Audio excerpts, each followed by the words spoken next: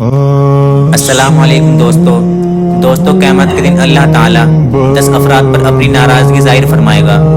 नबी करीम सल्लल्लाहु अलैहि वसल्लम ने इरशाद फरमाया कि अल्लाह अज़्ज़ा व जल मेरे उम्मत में से 10 तरह के अफराद पर क़यामत के दिन इजहार नाराज़गी फरमाएगा और उनको जहन्नम में डाल देने का हुक्म फरमाएगा और उनके जो चेहरे होंगे बगैर गोश्त के होंगे।